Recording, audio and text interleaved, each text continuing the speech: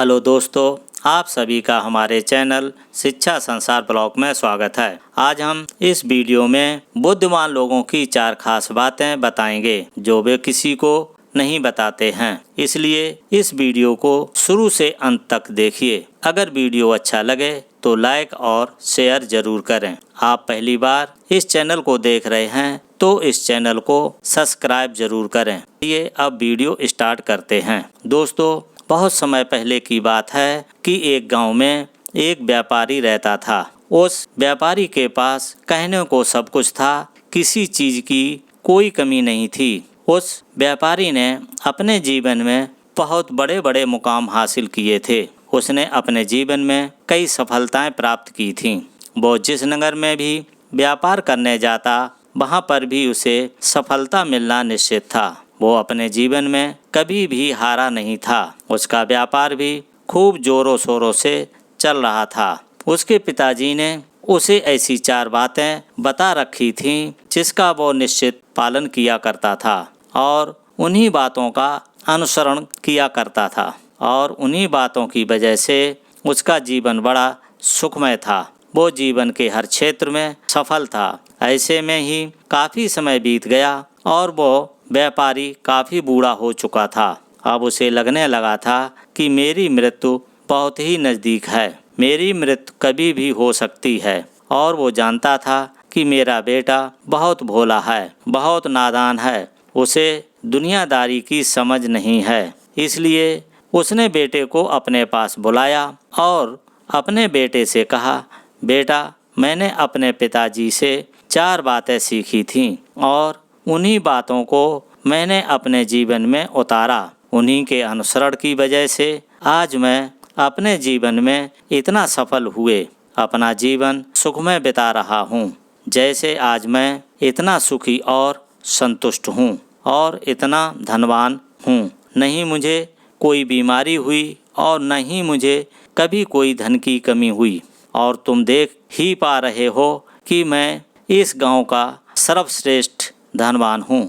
लेकिन आज मेरे पास जो कुछ भी है मैं उससे संतुष्ट हूँ, मैं खुश हूँ। मैं चाहता हूँ कि तुम मुझसे भी आगे बढ़ो, तुम और नाम कमाओ, तुम और धन कमाओ, लोग तुम्हारे बारे में जानें, तुम्हें पहचानें।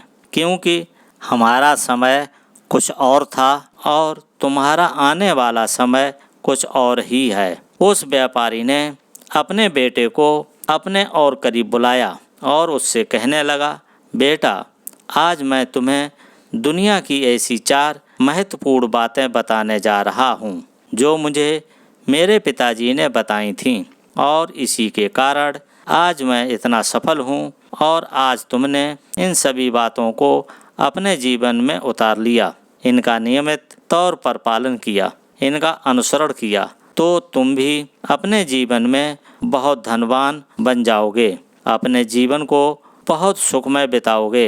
इन बातों के अनुसरण से न तो तुम्हारे घर परिवार में कोई दुख आएगा और न ही तुम्हारे व्यापार में कोई परेशानी उत्पन्न होगी। इतना कहकर व्यापारी ने बेटे को 4 बातें बताना शुरू करता है। वो कहता है कि सबसे पहली बात है काम पर छाँव में जाना और छाँव में आना। दूसरी बात, अपने घर के चारों तरफ चमड़े की बाड़ रखना। तीसरी बात, हमें खाने को मीठा करके खाना। और चौथी बात, अपनी पत्नी को हमेशा बांध कर रखना। इतना कहकर वो व्यापारी अब निश्चित हो चुका था। अब वो ये जानता था कि उसका बेटा बहुत भोला है, वो अपने पिता की बात अवश्य मानेगा और इन सभी 4 बातों को अपने जीवन में उतारेगा और अपने जीवन में अनुसरण भी करेगा। देखते ही देखते कुछ महीने बीत गए और फिर एक दिन व्यापारी मृत्यु को प्राप्त हो गया। अपने पिता की मृत्यु के बाद व्यापारी के बेटे ने उन सभी 4 बातों को एक कागज पर लिख लिया ताकि वो उन्हें भूल न जाए।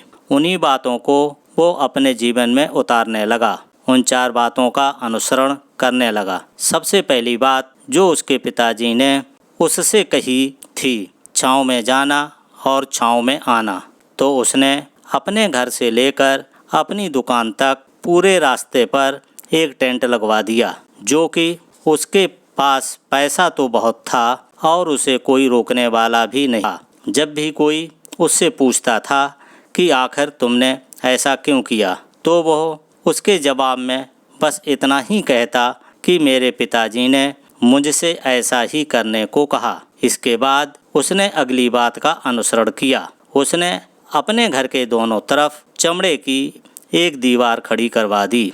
इसे देखकर आसपास के लोग बहुत क्रोधित हो गए। वे लोग उससे झगड़ा करने पर भी उतर आए।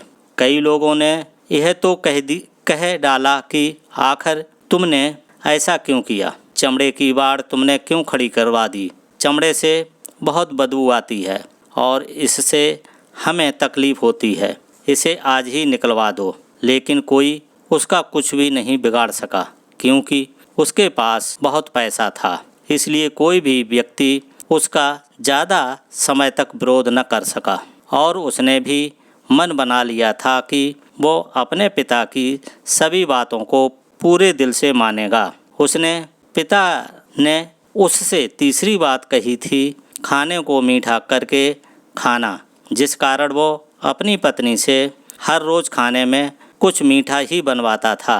कभी सेमियाँ, कभी हलवा तो कभी मिठाइयाँ, हमेशा यही सब खाता रहता था।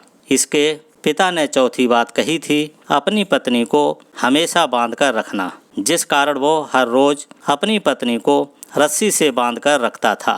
ऐसे ही कई दिन बीत गए और देखते ही देखते अब वह व्यापारी के बेटे का जीवन धीरे धीरे बर्बाद होने लगा था, क्योंकि उसने अपने पिताजी की सभी बातों का गलत मतलब निकाल रखा था और वो उसी के अनुसार उनका पालन कर रहा था।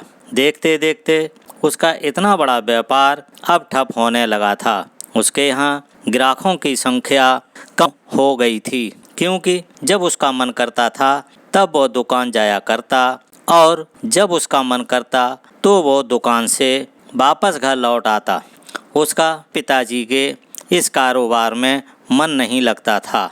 इस कारण उसके सारे ग्राहक अब उससे नाराज होने लगे। उसके सारे ग्राहक एक एक करके छोड़कर चले जा रहे थे। इस तरह उसका पूरा व्यापार ठप हो चुका था। जिस व्यापार को खड़ा करने में उसके पिताजी ने खून पसीना एक कर दिया था, उस व्यापार को उसने कुछ ही महीनों में पूरी तरह से बर्बाद कर दिया था।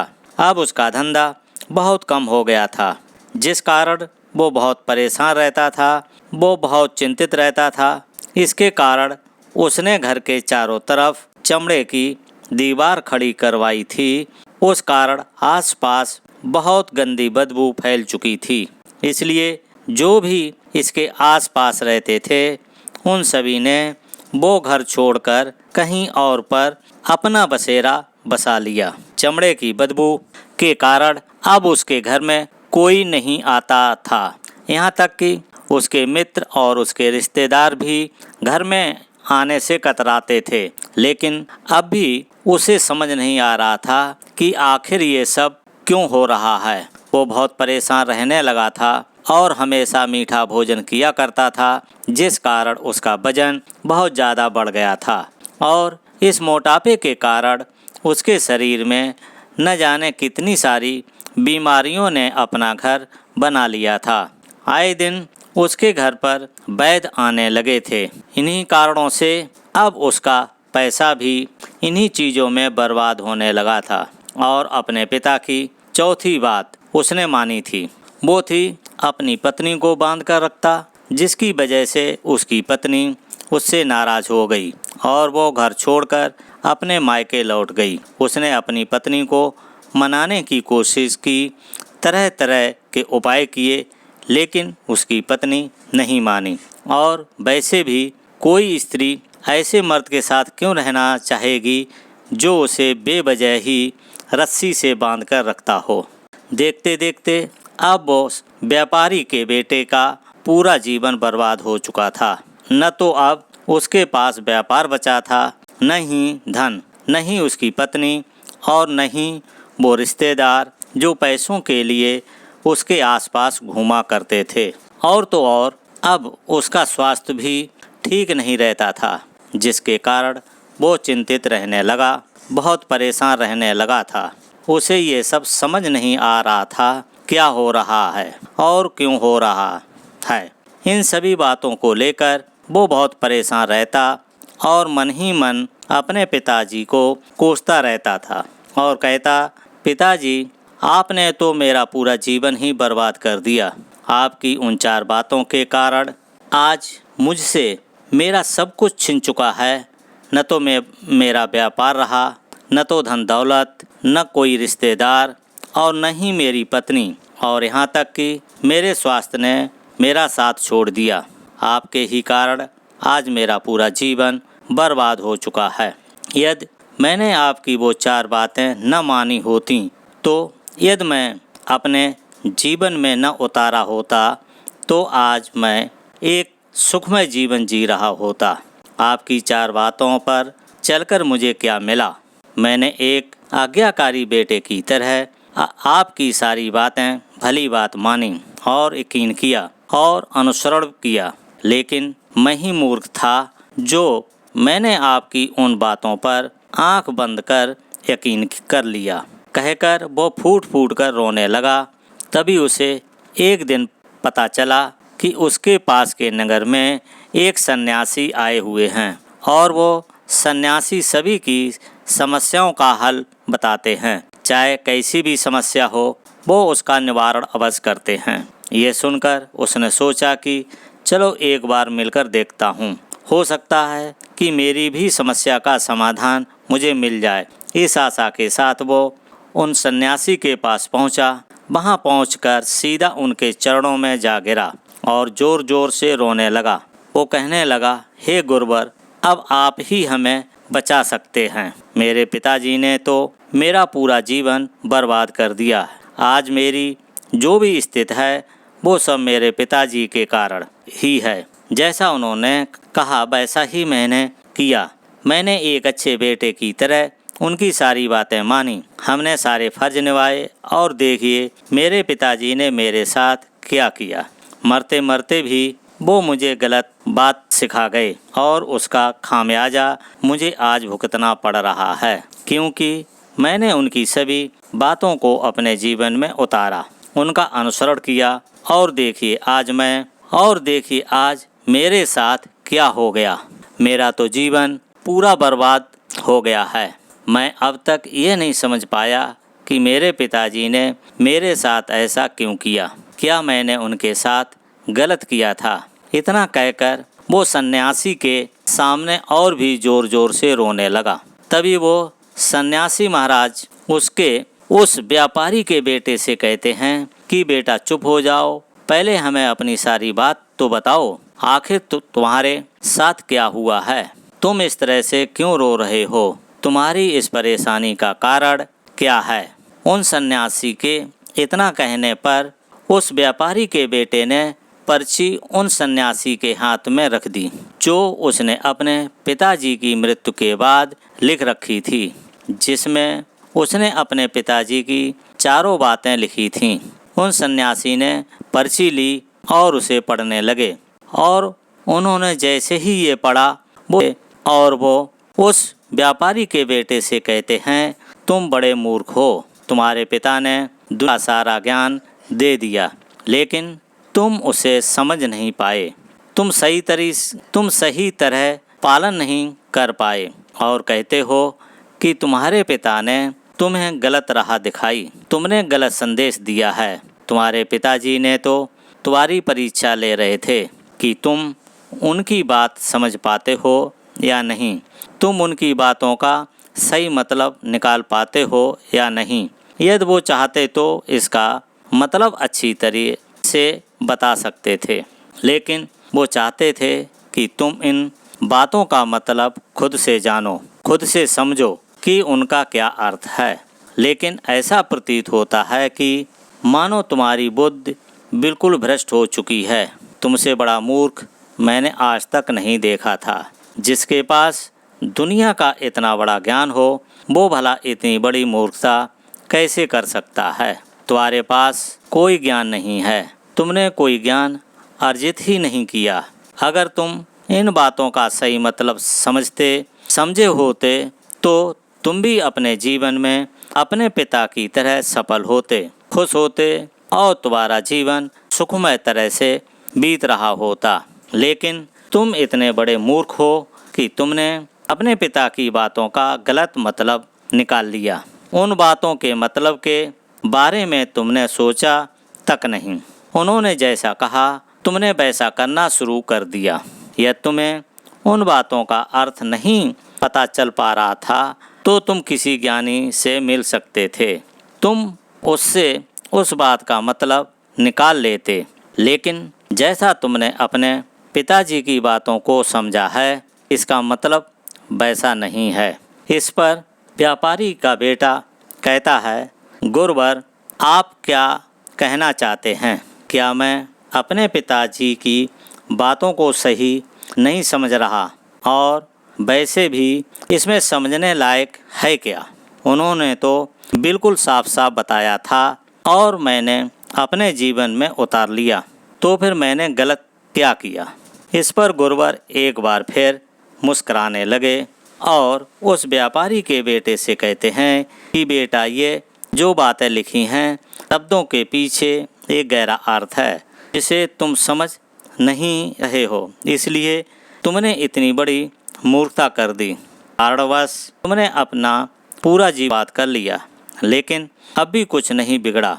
अब भी तुम्हारे पास बहुत समय है। यदि तुम चाहो तो अब से मेहनत करके तुम अपने जीवन में एक बार फिर से वो खुशहाली, वो समृद्धि, वो सब कुछ हासिल कर सकते हो। इस पर वो व्यापारी का बेटा कहता है, ठीक है, कृपया करके उन चारों बातों का मतलब समझाइए। आखिर उन चार बातों का क्या अर्थ है? इस पर सन्यासी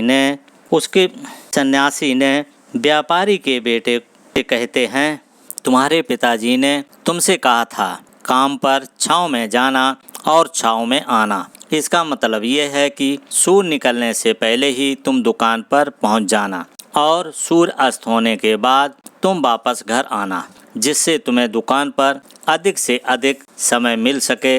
तुम उस काम को अच्छी तरह समझ पाओगे, उस काम को अच्छी तरह से कर पाओगे, उस काम को बढ़ाने में तुम अपना दिमाग लगा पाओगे और तुम काम में तरक्की कर पाओगे। लेकिन तुमने तो इसका उल्टा ही मतलब निकाल लिया। तुमने तो अपने घर से लेकर दुकान तक एक ऐसा टेंट लगवा दिया जिससे तुम छाँव में जा सको और छाँव में आ सको। अब तुम ही बताओ, क्या तुमने अपने पिताजी की इन बातों का सही मतलब समझा था? ये सुनकर व्यापारी का बेटा जोर जोर से रोने लगा और कहने लगा, हे गुरुवर, मेरी ही गलती थी। मैंने अपने पिताजी की इन बातों का गलत मतलब निकाला और इसी कारण मैं पूरी तरह बर्बाद हो चुका हूँ। मैं बड़ा मूर्ख था। मेरे पिताजी ने तो मुझे इतना महत्वपूर्ण ज्ञान दिया, लेकिन मैं उस हीरे को पत्थर समझ बैठा। आगे वो व्यापारी का बेटा उन गुरुवर से कहता है कि गुरुवर, दूसरी बात क्या है? उसका अर्थ क्या है? आगे गुरुवर उसका अर्थ समझाते हुए कहते हैं कि चमड़े की बाड़ करवाना, इसका अर्थ ये है कि तुम अपने घर में कुत्ता या बिल्ली पालना। जब तुम अपने घर में कुत्ता बिल्ली पालोगे तो ये तुम्हारे घर की चारों ओर से रक्षा करेगा, जिससे तुम्हारी धन दौलत पूरी तरह से सुरक्षित रहेगी और तुम बेफिक्र होकर दुकान में मन लगाकर काम करोगे, दुकान के काम समझ सकोगे और तरक्की करोगे। और तो और तुम्हारे मन में यह भी डर नहीं होगा कहीं कोई चोर आकर मेरी संपत्ति न चुरा ले। चमड़े की बाड़ करवाने का असली मतलब ये है कि तुमने चमड़े की बाड़ करवाने का मतलब कुछ और ही निकाला। तुमने तो अपने घर की 2 दीवारों को ही चमड़े से भरवा दिया, जिस कारण आसपास बदबू फैल गई। तुम्हारे आसपास के पड़ोसी भी अपना घर छोड़कर कहीं और चले गए। यहाँ तक कि तुम्हारे मित्र, तुम्हारे सगे संबंधी भी उस बदबू के कारण तुम्हारे घर आने से कतराने लगे और अब हालत ये हो चुकी है, तुम्हारे घर न कोई आता है और न ही कोई जाता है और इसी कारणवश लोग तुम्हें नापसंद करने लगे और तुम्हारी बर्बादी का यह भी कारण है। आगे व्यापारी का बेटा कहता है, हे गुरुवर, ये सब तो ठीक है, लेकिन ये खाने को मीठा करके खाना, इसका क्या मैंने अर्थ गलत निकाला? मैंने तो अपने पिताजी के बातों के कहे अनुसार ही हर रोज मीठा खाया और आज देखिए मेरा शरीर इतना वजनदार हो चुका है, जिस कारण मुझे अनेक प्रकार की बीमारियों ने घेर रखा है। क्या हम इस बात को भी गलत समझ रहा था? इस पर वो साधु, इस पर वो सन्यासी उस व्यापारी के बेटे से कहते हैं, हाँ, तुमने इस बात का भी गलत मतलब ही निकाला है। मीठा करके खाने का अर्थ यह है कि जब भी भूख तेजी से लगे तभी तुम्हें भोजन करना है, न उससे पहले और न उसके बाद, अन्यथा तुम्हें भूख न लगी होगी और तुम्हें भोजन मिल जाए तो तुम उस भोजन की कभी कदर नहीं करोगे। वो रोटी कभी मीठी नहीं लगेगी, फिर चाहे वो भोजन कितना भी स्वादिष्ट क्यों न हो, चाहे भोजन कितना भी लाजवाब क्यों न हो, तुम उसकी कदर कभी नहीं करोगे, तुम उसका सम्मान कभी नहीं कर पाओगे। किंतु जब एक आदमी को जोर की भूख लगी होती है तो उसके सामने यदि सूखी रोटी भी रख दो तो भी उसके लिए किसी 56 भोग से कम नहीं। वो उसे प्रेम खाता है, उसका आदर करता है, उसका सम्मान करता है और वो रोटी उसे मीठी लगती है। इसीलिए तुम्हारे पिताजी ने ये कहा था कि भोजन मीठा करके खाना, जिससे तुम्हारा स्वास्थ्य भी अच्छा रहेगा। क्योंकि जब एक आदमी को भूख लगती है उस समय पर जब वो भोजन करता है तो वो उसके लिए एक अमृत समान होता है, और वहीं पर जब आदमी को भूख न लगी हो और ऐसे समय पर वो भोजन करता है तो वो उसके लिए विष समान है। वो उसे बहुत नुकसान पहुंचा सकता है, लेकिन लेकिन तुमने तो इसका भी गलत मतलब निकाला था।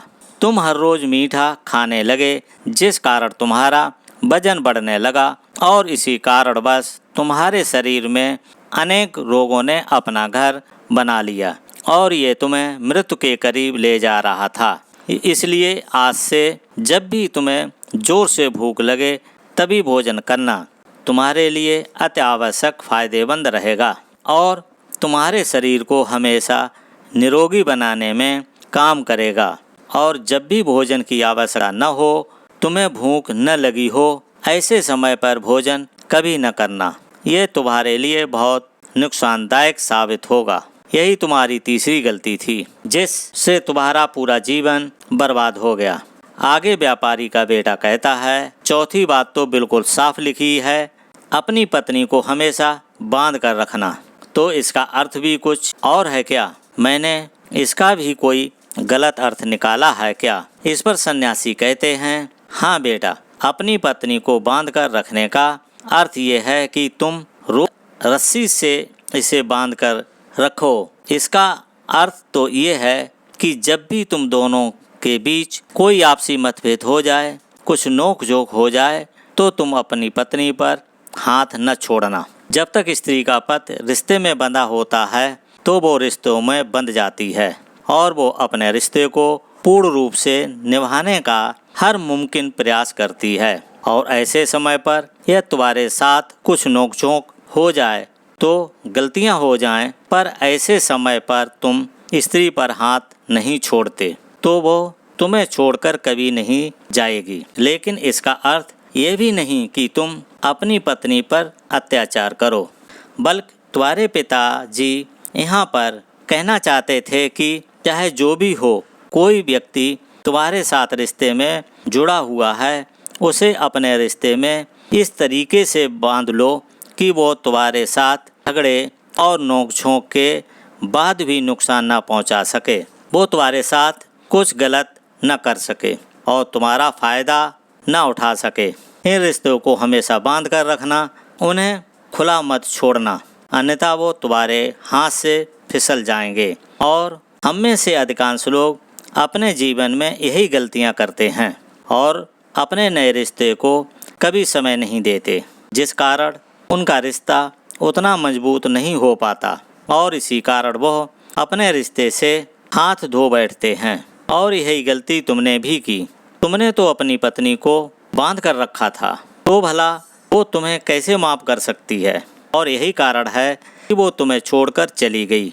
तुमने जो अपनी पत्नी के साथ किया है वो माफ़ी के लायक नहीं है, लेकिन तुम्हें अपनी पत्नी से माफ़ी मांगनी चाहिए, क्योंकि तुमने गलत किया है। इसलिए जाओ और अपनी पत्नी से माफ़ी मांगो और उसे वापस घर लाओ।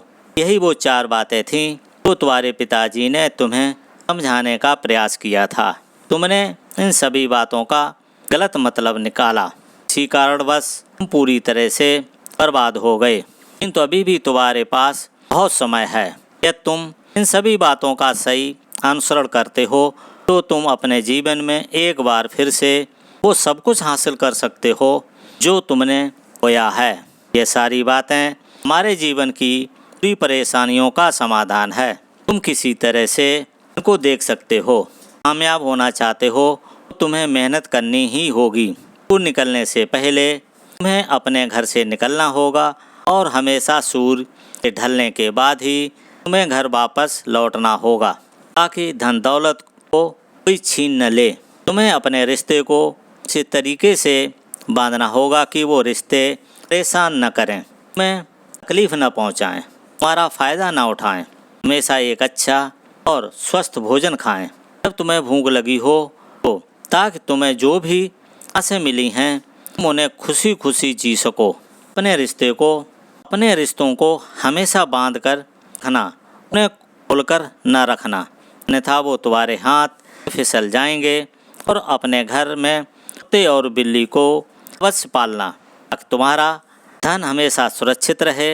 इन सभी बातों का अपने जीवन में अनुसरण करने के बाद तुम अपने जीवन में एक बार फिर कुछ पा सकते हो तो तुमने आज तक खोया है, और हो सकता है तुम इससे भी अधिक उन्नत कर पाओ, इससे भी अधिक समृद्धि प्राप्त कर सकते हो, अपने जीवन को खुशहाल और सुखमय बना सको। इतना कहकर वो सन्यासी अंत हो गए और व्यापारी का बेटा भी अपनी सभी गलतियों को समझ चुका था। उसने सन्यासी को प्रणाम किया और वापस अपने घर लौट आया। उसने उन सभी चारों बातों को अपने जीवन में उतारा, उनका सही अनुसरण किया। उसके बाद से उसके जीवन में सकारात्मक प्रभाव दिखने लगे। एक बार फिर से व्यापार करने में सफल रहा, एक बार फिर से अपनी पत्नी को घर लाने में सफल रहा और देखते ही देखते उसका जीवन सुखमय और आनंदमय हो गया था। आशा करता हूँ कि आपको ये वीडियो अच्छा लगा होगा। अगर ये वीडियो अच्छा लगा हो तो लाइक और शेयर कर दीजिए, और पहली बार चैनल पर आए हों तो सब्सक्राइब कर लीजिए। अगर इस वीडियो को लेकर कुछ पूछना हो तो मुझे कमेंट में बताइए, मैं आपको जवाब दूंगा। इस वीडियो को देखने के लिए थैंक यू फॉर वॉचिंग। ये वीडियो कैसा लगा मुझे ज़रूर बताइए। अब मिलता हूँ नेक्स्ट वीडियो में नई जानकारी के साथ।